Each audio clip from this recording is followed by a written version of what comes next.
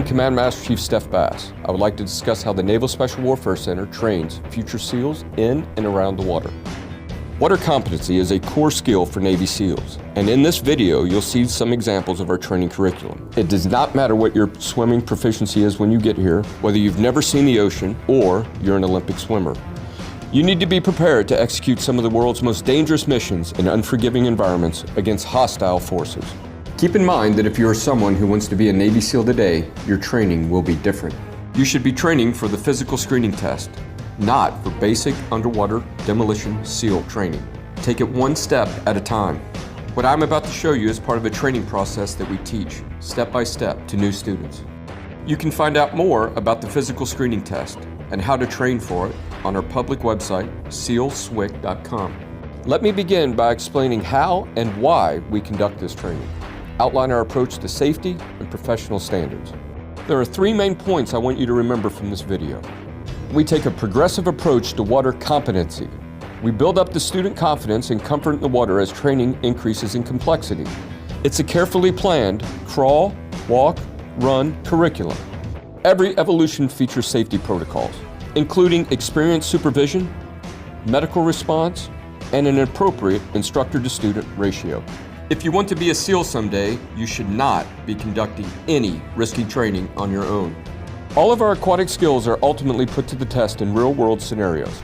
There isn't a water competency evolution in our curriculum that does not contribute to skills used in feet-wet missions. This is where all of our training is critical to mission success and the safe return of our team. The training begins after a prospective SEAL student leaves recruit training. The recruit will attend Naval Special Warfare Preparatory School for 2 months of basic swimming in a pool to work with fins and build up endurance until they pass the water competency exit standard, which is a 1,000-meter swim with fins in 20 minutes or less. When they arrive here at the center for orientation, they continue to work in the pool, but also swim in the ocean. Examples of this include conditioning swims up to 2 miles in San Diego Bay, and just past the surf line right off our beach here at Buds. All of this is to build them up for first phase, where they will conduct pool evolutions, like knot tying, a 50-meter underwater swim, and drown proofing. Here is one of our Buds instructors to explain more about drown proofing. Drown proofing, like many of our evolutions, has a crawl, walk, run progression to it. First, we'll tie their feet. Then we tie their hands. Then we tie both feet and hands and ask them to perform a series of tasks in the water, such as bobbing, floating, traveling, mask retrieval, and flips. In the drown proofing evolution, there are several layers of safety. First, in the water, we have 1:5 instructor-to-student ratio.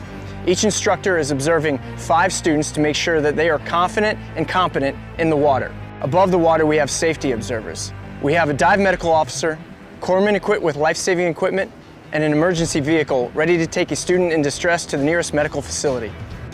Evolutions, such as drown proofing, have very real-world applications in many levels. The most obvious is if you find yourself in a real-world mission and you're tied up in line, bound up in equipment or kelp, it gives you the confidence to know that you've been in a situation like that before and you can resolve it and come home alive.